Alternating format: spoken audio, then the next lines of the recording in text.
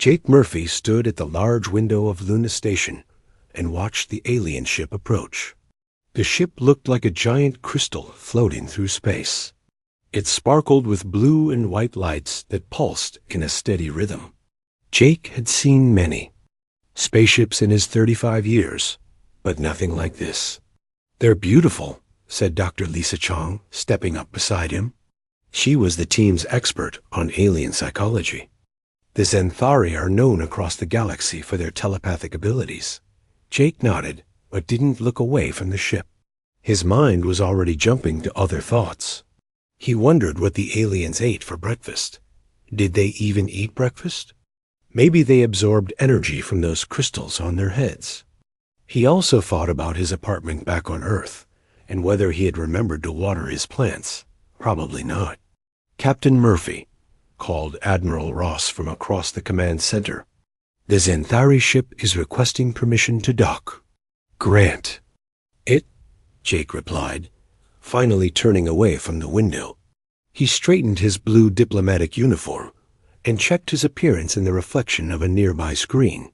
His dark hair was neat, but he could see the restless energy in his brown eyes that people always noticed about him. The Luna Station Command Center buzzed with activity. Technicians checked equipment, security officers reviewed protocols, and diplomatic staff prepared translation devices. Jake walked among them, his attention shifting from one group to another.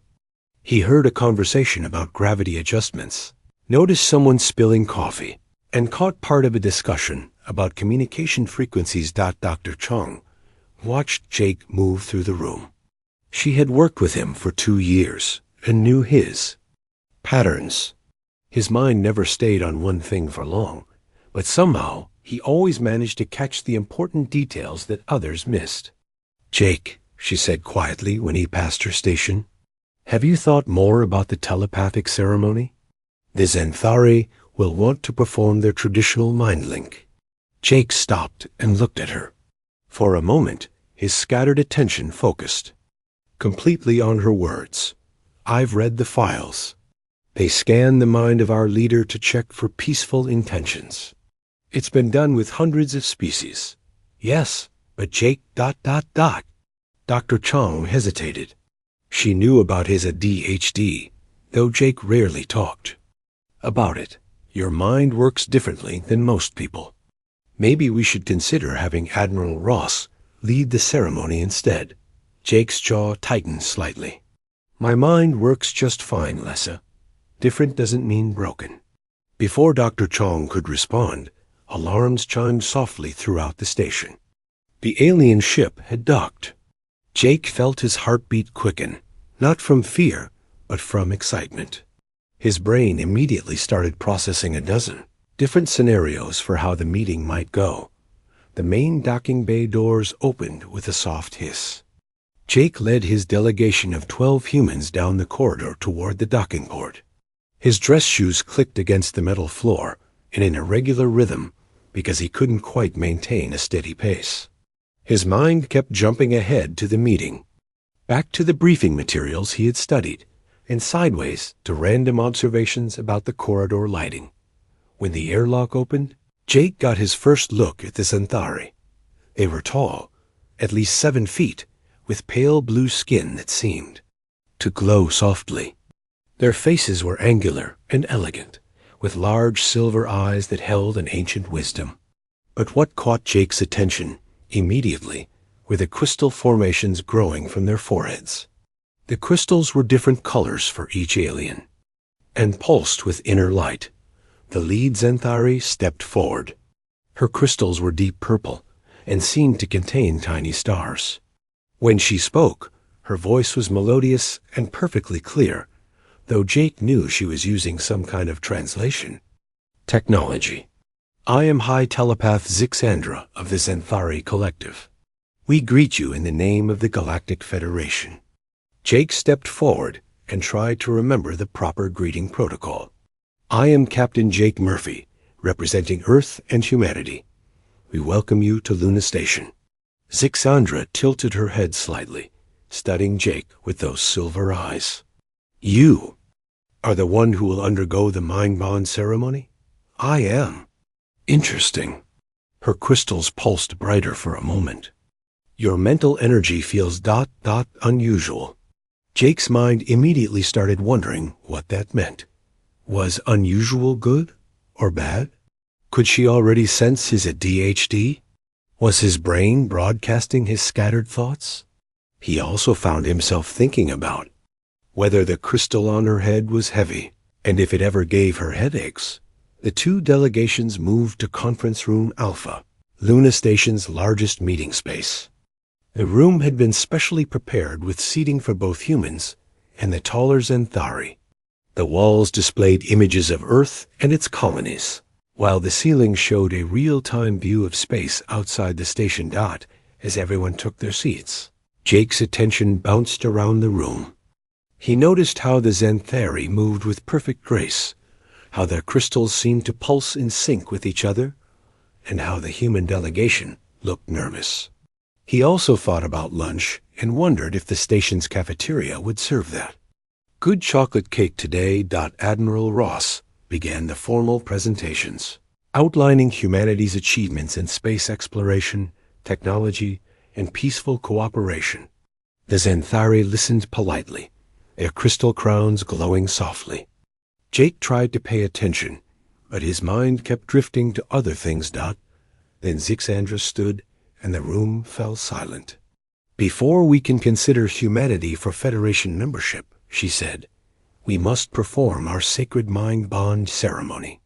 This allows us to understand the true nature of your species and ensure peaceful intentions. She looked directly at Jake. Captain Murphy, are you prepared to open your mind to our telepathic link?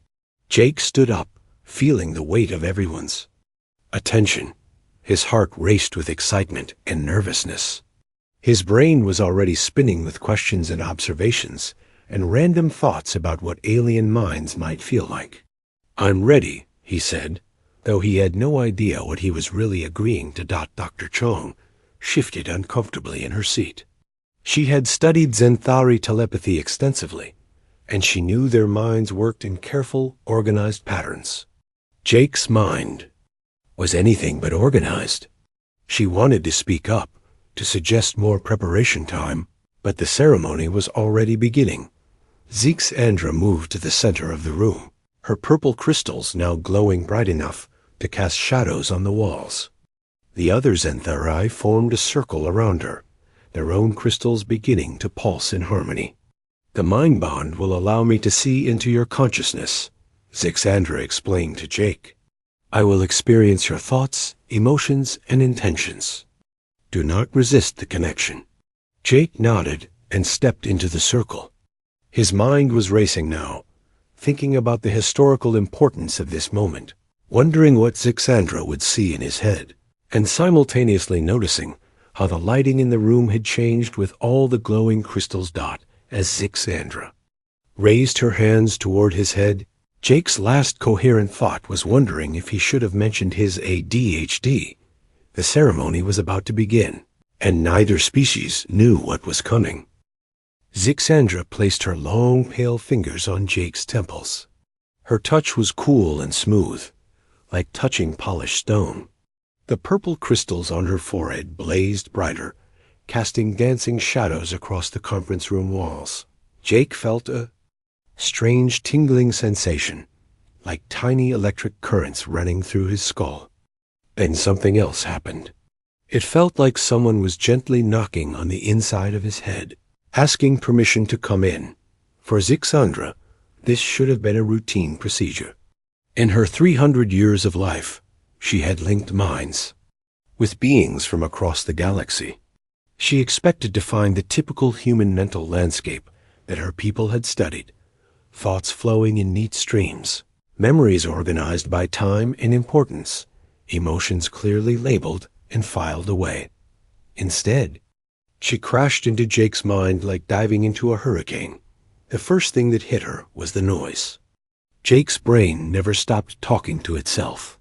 Right now, his mind was simultaneously thinking about the ceremony, remembering his first day at the Space Academy, wondering if the Xanthari had families, calculating how long it would take to get back to Earth, humming a song from his childhood, and worrying about whether he had left his apartment door unlocked. Zixandra tried to find a central pathway through Jake's thoughts, the way she had been trained. But there was no center. His mind was like a city with no map, where every street led to 5 other streets, and all the traffic was moving at once. Jake, meanwhile, was experiencing something completely new. For the first time in his life, there was another presence in his head. It felt like having a very polite houseguest who was extremely confused by how he had organized his mental furniture. He could sense Zixandra's shock as she encountered his scattered thoughts. Her mind felt cool and organized, like a library where every book was exactly where it should be. His mind, by comparison, was like his apartment, functional but chaotic, with important things mixed randomly among everyday clutter. Zixandra tried to impose some order on what she was experiencing. She reached for Jake's memories of his childhood, expecting to find them arranged chronologically.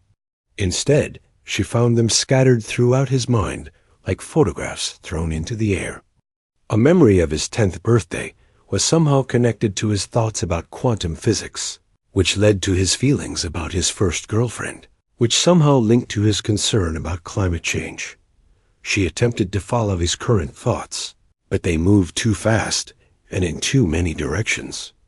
Jake was thinking about the diplomatic meeting while also composing a mental grocery list, planning his exercise routine for next week, and trying to remember the name of his 3rd grade teacher. All of these thoughts seemed equally important. To his mind, the high telepath had never encountered anything like this. In her experience, intelligent minds worked in patterns, logical, predictable, organized patterns.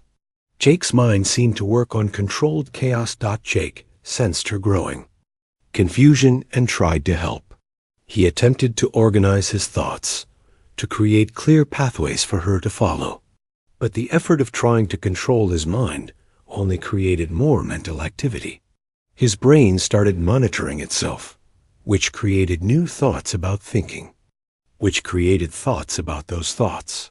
Focus on one thing, Zixandra tried to communicate telepathically. Jake tried to focus on the ceremony, but his ADHD brain immediately began multitasking. While thinking about the ceremony, he was also processing the feeling of her mental presence, analyzing the telepathic communication method, wondering about her species' evolution, and remembering a documentary he had seen about crystals. Zixandra felt like she was trying to read a book where all the pages were being turned at once. Every time she tried to grasp one of Jake's thoughts, 3 more would appear, each connected to the first in ways that made no logical sense to her ordered mind. She discovered that Jake's brain had an unusual relationship with time. Past, present, and future seemed to exist simultaneously in his consciousness. He could be thinking about something that happened 5 years ago, while planning something for next month, while being fully aware of the present moment. For a telepathic species that processed time linearly, this was deeply disorienting. Then, Jake's hyperfocus kicked in. It happened suddenly, the way it always did. His scattered attention suddenly narrowed to a laser-like intensity on the telepathic connection itself. All his random thoughts temporarily quieted as his brain became completely absorbed in understanding how Zixandra's mind worked. The sudden shift was like being in a noisy restaurant when all the conversations suddenly stop. Zixandra felt the change immediately. Jake's mental chaos didn't disappear, but it organized itself around this single point of intense interest. For a few moments, she experienced something she had never felt before, the power of hyperfocus. Jake's mind became incredibly sharp and clear, processing information about telepathy at speeds that amazed her. He was learning how her mental communication worked, understanding the structure of her thoughts, and making connections between telepathic theory and human brain science.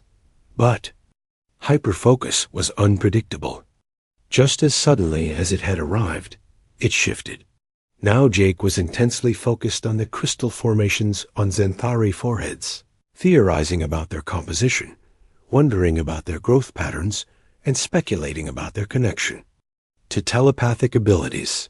Zixandra tried to redirect his attention back to the ceremony's purpose, but Jake's hyperfocused mind was like a river that had changed course. She could observe it, but not control it. The other Xanthari in the circle began to notice that something was wrong. Their leader's purple crystals were flickering erratically instead of maintaining their steady glow. Zixandra's mental presence, usually calm and controlled, was showing signs of strain. Dr. Chong was monitoring both participants' vital signs from her position outside the circle. Jake's brain activity was higher than normal, but that wasn't unusual for him. What concerned her was Zixandra's readings. The alien's neural patterns were becoming irregular. Jake became aware of Zixandra's distress through their mental link. Her organized mind was struggling to process his chaotic thought patterns. It was like trying to force a square peg into a round hole, except the peg kept changing shape and the hole kept moving. He tried to calm his thoughts, but calming his ADHD brain was like trying to stop a river from flowing. The harder he tried, the more aware he became of his inability to control his thoughts, which created more thoughts about his lack of control. Zixandra was experiencing something that violated everything she knew about consciousness. In her world, minds were supposed to be logical, ordered, predictable. Jake's mind was logical in its own way, but it followed rules she didn't understand. It made connections that seemed random, but somehow worked.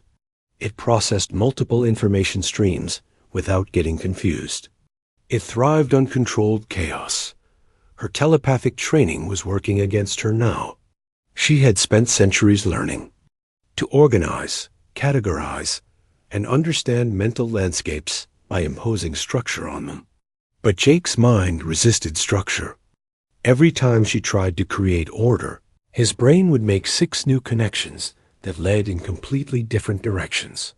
The mental link was supposed to last only a few minutes, but it was stretching longer as Zixandra struggled to comprehend what she was experiencing. Her crystals were now flashing rapidly, and sweat appeared on her pale blue skin. Jake could feel her panic growing. Through their connection, he sensed that she was like a person who had spent her whole life walking on solid ground, suddenly trying to swim in the ocean. She didn't know how to navigate in his element. He tried to teach her, to show her how his mind worked, but their mental languages were too different. Her thoughts moved in straight lines. His moved in spirals and loops and sudden jumps. Her mind was like a well-organized office. His was like a creative workshop where inspiration could strike from any direction. A feedback loop was beginning to form.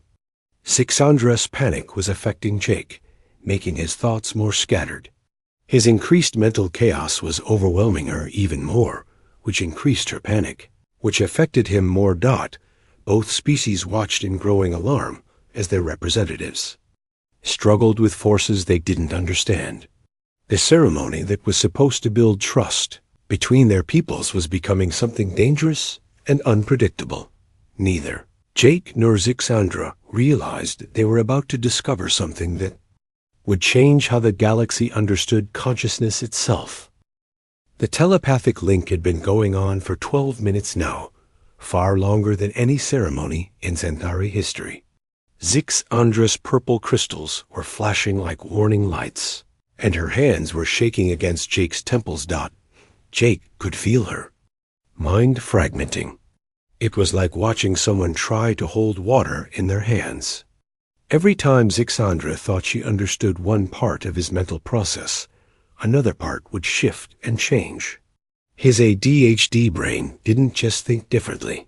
It thought in ways that challenged her basic understanding of how minds worked. Dr. Chong was frantically checking her instruments.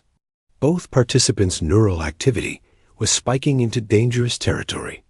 "Admiral," she called urgently to Ross, We need to consider breaking the connection. Admiral Ross looked at the others in Thari, but they seemed as confused as the humans. Their crystalline formations were pulsing in rapid, uncoordinated patterns. This had never happened before. Inside the link, Jake was doing his best to help Zixandra navigate his thoughts. But his attempts to create order only made things worse. When he tried to slow down his thinking, his brain rebelled and created even more mental activity. It was like trying to stop thinking about pink elephants. The effort just made more pink elephants appear. Zixandra was lost in a maze of Jake's memories and thoughts. She found herself experiencing his childhood fear of thunderstorms at the same time as his adult excitement about space exploration. His memory of failing a math test in high school was somehow connected to his feelings about the current diplomatic mission, which led to his thoughts about what he wanted for dinner, which connected to his concerns about Earth's food supply. Nothing made sense according to her telepathic training, yet somehow it all worked together in Jake's mind.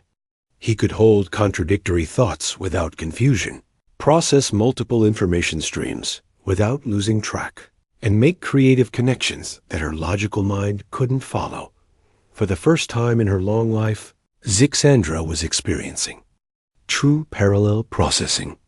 Her mind, trained to think in careful sequences, was being forced to experience Jake's simultaneous thought streams. It was like learning to see in a completely new way. Jake sensed a change in their connection.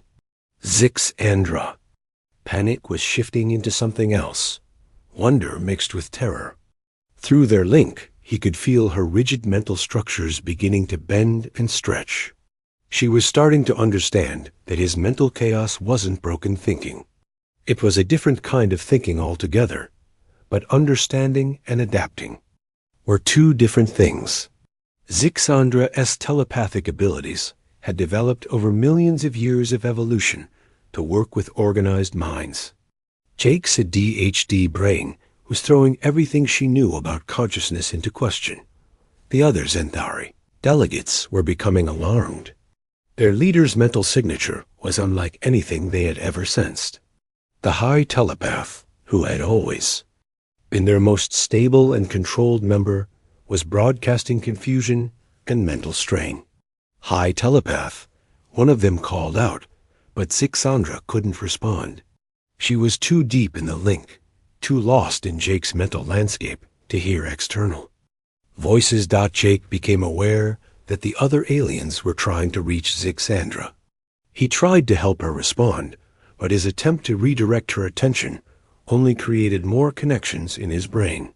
Now he was thinking about the ceremony, the worried aliens, Zixandra's distress, the importance of the diplomatic mission, and whether the whole thing was his fault for not mentioning his ad-head Dot, his guilt about potentially ruining humanity's chance at joining the Galactic Federation created a new spiral of thoughts.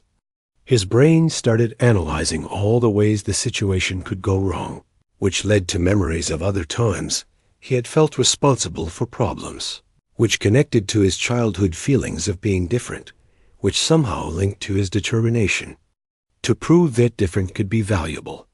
Zixandra was swept along on this emotional journey through Jake's mind. She experienced his lifelong struggle with feeling like his brain worked wrong, his frustration with always being told to focus and sit still, his discovery that his different way of thinking could be a strength in some situations. For a being who had spent centuries experiencing only organized, controlled thoughts, Jake's emotional authenticity was overwhelming. His feelings weren't filed away neatly. They were integrated into everything he thought and did. He didn't compartmentalize his experiences.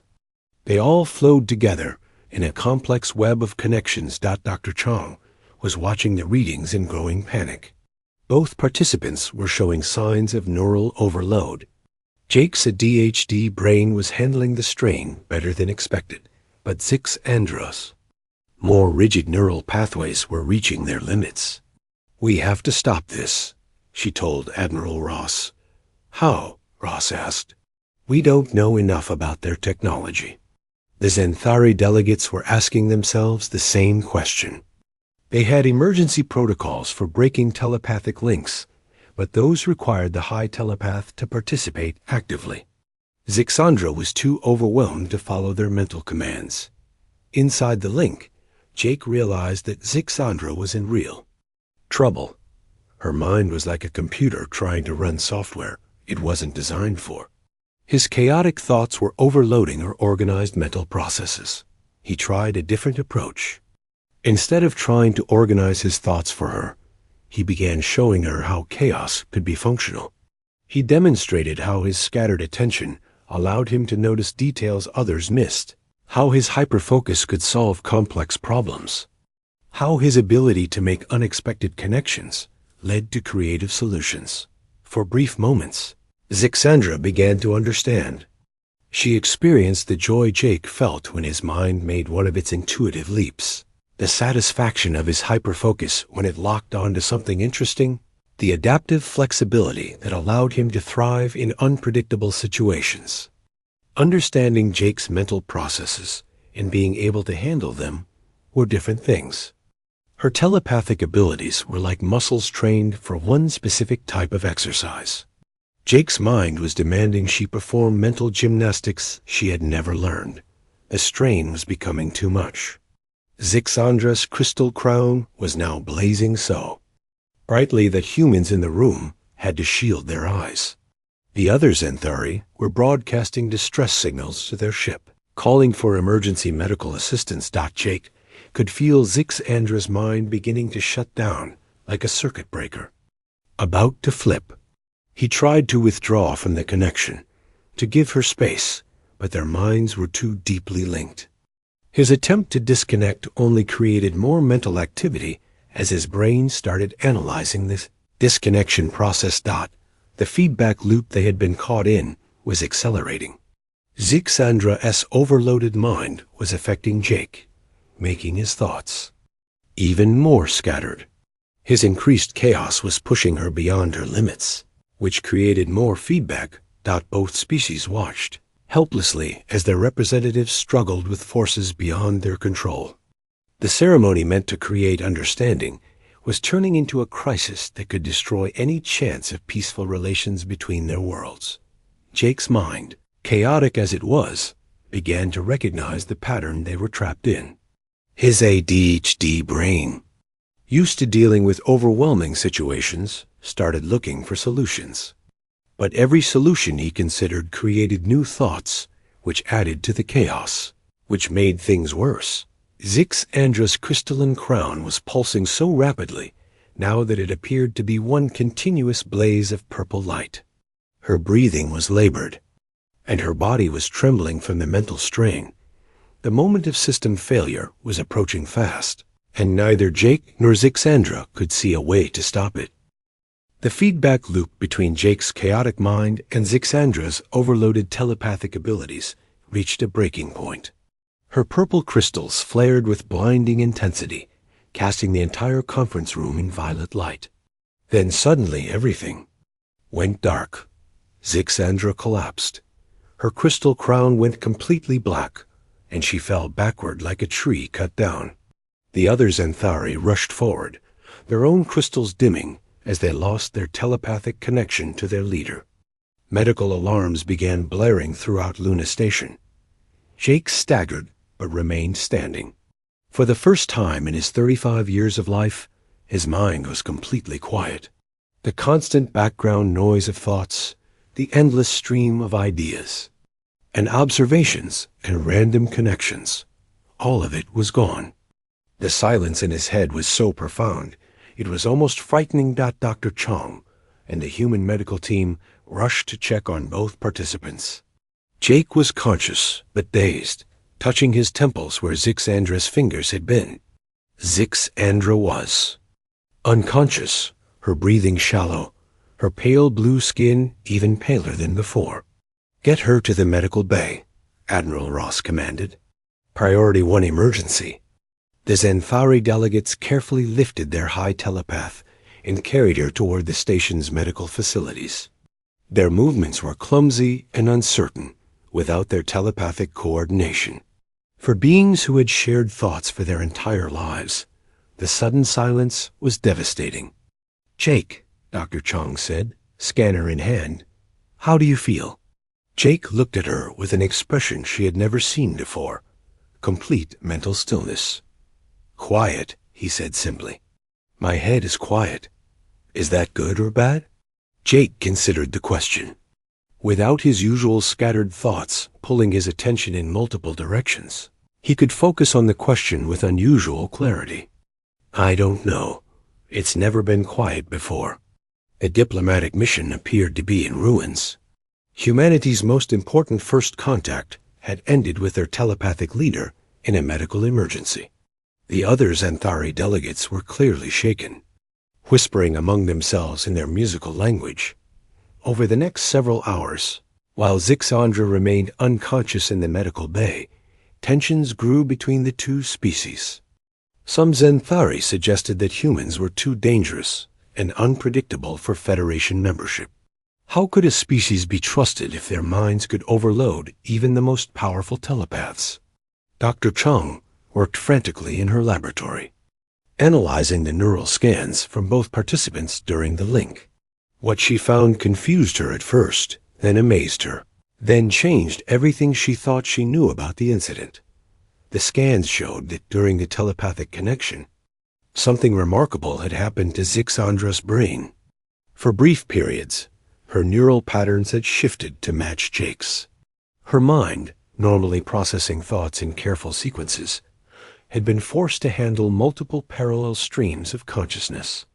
"Admiral," Dr. Chong called excitedly, "you need to see this." Admiral Ross joined her at the computer display showing brain scan results. "What am I looking at?" During the link, Zixandra's mind didn't just observe Jake's thought patterns. It experienced them. For the first time in Xanthari evolutionary history, one of their minds operated like a human brain with ADHD. Ross frowned. "That's what caused the overload?" "Not exactly." Dr. Chong highlighted specific sections of the scans.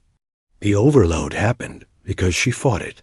Her mind kept trying to impose order on chaos instead of learning to work with it.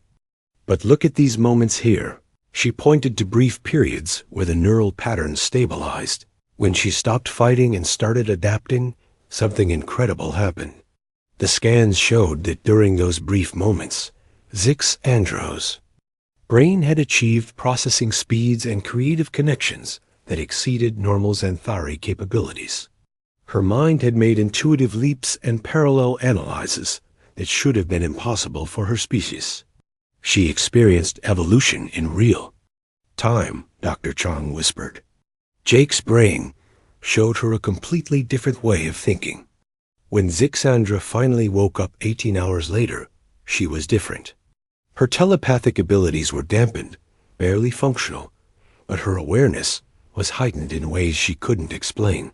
The world looked more complex, more interconnected, more alive with possibilities. Dr. Chong was the first to speak with her as she sat up in the medical bay bed. "How do you feel?" Zixandra looked around the room, her silver eyes taking in details she had never noticed before. "I see connections," she said slowly. "Everything is connected to everything else. The light reflects off the wall, which reminds me of water, which makes me think of home, which connects to feelings of security, which links to the color blue." Dr. Chong leaned forward eagerly. "That's how Jake's mind works constantly. You experienced his thought patterns during the link. His mind." Zixandra paused, trying to find words for what she had experienced. "It was like swimming in an ocean of ideas. At first I thought it was chaos, but it wasn't. It was a different kind of order, a more complex pattern than I had ever imagined." Over the following days, as Zixandra's telepathic abilities slowly returned, she worked with Dr. Chong and Jake to understand what had happened. Jake's mental quiet had lasted only a few hours before his normal ADHD patterns returned, but the experience had given him insight into how differently his mind worked. "Your brain," Zixandra told Jake during one of their sessions. Processes information the way my people process telepathic signals from multiple sources simultaneously. But you do it with regular thoughts all the time. Jake nodded. I never knew it was unusual until I felt how quiet your mind was during the link. My brain never stops making connections. That's your strength, Zixandra said with growing excitement. What I thought was mental disorder was actually advanced cognitive ability. Your minds can handle complexity that would overwhelm most species. Dr. Chang documented everything, building a case that would change how the galaxy viewed human consciousness. The incident that had seemed like a diplomatic disaster was actually a breakthrough in understanding different types of intelligence. But convincing the others Anthari and the Galactic Federation would require more than medical scans and personal testimonies.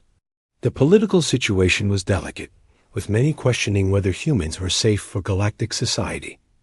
Zixandra, however, was determined to share what she had learned. Her experience in Jake's mind had shown her possibilities for consciousness that her species had never imagined. She began preparing a presentation that would challenge everything the galaxy thought it knew about intelligence and mental ability. The real test was yet to come. 3 weeks after the incident, Zixandra stood before the Galactic Federation Council on the massive space station that served as their headquarters. Representatives from 47 different species filled the circular chamber, their various forms of communication, creating a symphony of sounds, lights, and telepathic signals. Jake sat in the human delegation section, his mind buzzing with its usual collection of scattered thoughts. He was thinking about the historical importance of this moment, wondering what they served for lunch on Federation stations, analyzing the architecture of the council chamber, and trying not to fidget in his formal diplomatic uniform. Dr. Chang sat beside him, her tablet full of research data supporting their case. She had spent weeks documenting how human neurodiversity could benefit galactic civilization, but everything depended on how well Zixandra could explain her experience to beings who had never encountered a mind like Jake's. The high telepath's crystals were still dimmer than before the incident, but they pulsed with steady confidence. As she began her presentation, "Honored members of the Federation," she said, her voice carrying clearly through the translation systems, "I stand before you today to challenge our fundamental understanding of intelligence itself." Murmurs rippled through the assembly. The Xanthari were known for their careful, conservative approach to such matters. For their high telepath to speak of challenging fundamental understanding was unusual. For millions of years, Zixandra continued, our species have evolved toward mental unity and order. We have prized logical thinking, organized consciousness, and predictable mental patterns. We believed these were signs of advanced intelligence. She paused, her silver eyes scanning the diverse assembly. The humans have shown us we were wrong. The murmurs grew louder. Several delegates activated their communication devices, conferring with their home worlds about this unexpected development. During my telepathic link with Captain Jake Murphy, Zixandra said, I experienced a form of consciousness that defied everything I knew about minds. His brain, which humans label as having ADHD, processes information in ways that exceed our understanding of cognitive ability. Jake felt his face warm with attention as hundreds of alien eyes turned toward him. His brain immediately started, wondering if he should wave, analyzing their various forms of vision, and thinking about whether any of them had conditions similar to Adad. Zixandra activated a holographic display showing brain scan data. These recordings show what happened when my mind encountered Captain Murphy's thought patterns. For brief periods, I experienced parallel processing of information streams that should have been impossible for my species. The display showed the neural patterns from both minds during the link. Jake's brain showed constant multiple connections and simultaneous processing. Zixandra's mind showed attempts to match these patterns, with moments of success that created unprecedented cognitive performance. What humans call ADHD, Zixandra explained, is actually advanced parallel consciousness. Their minds can process multiple thought streams simultaneously, make connections across vast information networks, and adapt to chaos in ways that linear thinkers cannot. A delegate from the Rigelian Collective, a species known for their computational minds, activated his translation device. Hi, telepath. Are you suggesting that human mental disorder is superior to our organized thinking? I am suggesting, Zixandra replied, that what we have called disorder is actually a different form of order. Captain Murphy's mind operates on principles of controlled chaos that allow for creativity, adaptability, and problem-solving approaches that our organized minds cannot achieve. Jake watched the debate that followed with fascination. His scattered attention allowed him to follow multiple conversations simultaneously as different species discussed the implications. Some were intrigued, others skeptical, and a few seemed alarmed by the suggestion that chaos could be valuable. Dr. Chong stood when recognized by the council speaker. If I may, she said, I would like to demonstrate the practical applications of human neurodiversity. She activated her own holographic display, showing various scenarios. When faced with complex problems that require creative solutions, humans with ADHD often outperform those with more traditional thinking patterns. Their ability to make unexpected connections leads to innovations that linear thinking might never discover. The display showed examples from human history, scientific breakthroughs, artistic creations, and technological innovations that had come from minds that worked differently. Diversity of thought creates strength, Dr. Chong continued. While organized minds excel at systematic tasks, chaotic minds excel at adaptation and creativity. A tall, crystalline being from the vegan system spoke next. But how can we trust minds that are unpredictable? Order creates stability in galactic relations. Jake felt a familiar surge of frustration at being called unpredictable, but then he realized something. His ADHD brain was actually incredibly predictable in its unpredictability. It always made connections, always found new patterns, always adapted to changing situations. That was exactly what made it valuable. He stood up, and the chamber fell quiet. May I speak? The council speaker nodded, and Jake walked to the center of the chamber. His heart was racing, but his mind was focused with the intense clarity that sometimes came with his hyperfocus. You're right that my mind is chaotic, he said, looking around at the assembled aliens. But chaos isn't the opposite of order. It's a different kind of order, one that can handle complexity and change. He gestured to the diverse assembly around him. Look at this council. 47 different species, each with different ways of thinking, communicating, and understanding the universe. That's chaos, but it works because diversity makes you stronger. Several delegates activated their translation devices, conferring among themselves. Jake could see that some were beginning to understand his point. My brain works the same way, Jake continued. It holds contradictory ideas, processes multiple streams of information, and makes connections that don't always seem logical at first. But that's exactly what makes it good at solving problems that organized thinking can't handle. Zixandra stepped forward to support him. During our mental link, I experienced this firsthand. Captain Murphy's mind showed me solutions to problems I didn't even know existed. His chaotic thinking patterns revealed possibilities that my ordered mind could never have imagined. The debate continued for hours. Some species were convinced by the arguments, while others remained skeptical. The Xanthari delegation was split, with some supporting Zixandra's position and others arguing for caution. Finally, the council speaker called for a recess. The delegates would need time to consult with their home worlds before making a decision about humanity's application for Federation membership. During the recess, Jake found himself surrounded by curious aliens asking questions about human neurodiversity. Some wanted to know if all humans thought like him. Others wondered if such thinking could be learned.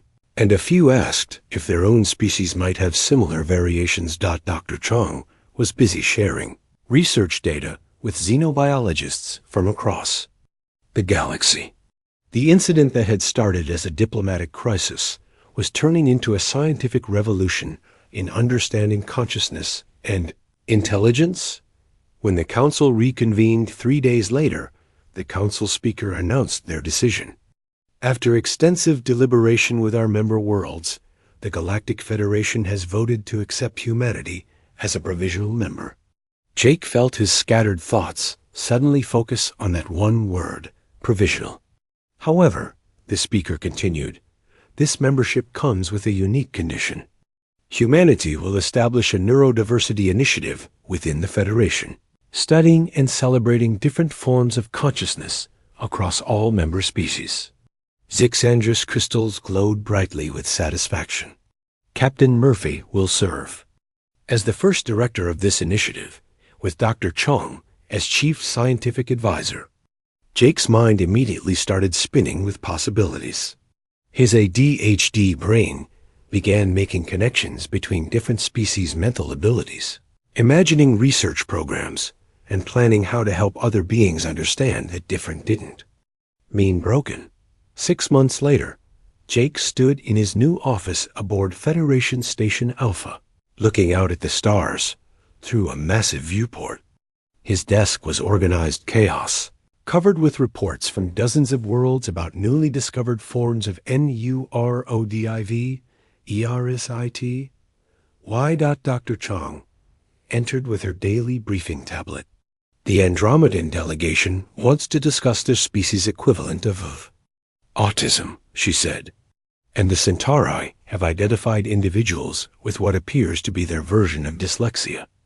Jake nodded, his mind already jumping to connections between these discoveries and his ongoing research projects. Schedule them for this afternoon, and add the Rigelian request to study their computational variations. Through the neurodiversity initiative, the galaxy was discovering that every species had individuals whose minds worked differently from the norm. Instead of viewing these differences as problems to be fixed, they were learning to see them as variations that strengthened their civilizations. Zixandra visited regularly, her telepathic abilities now fully restored but permanently changed by her experience with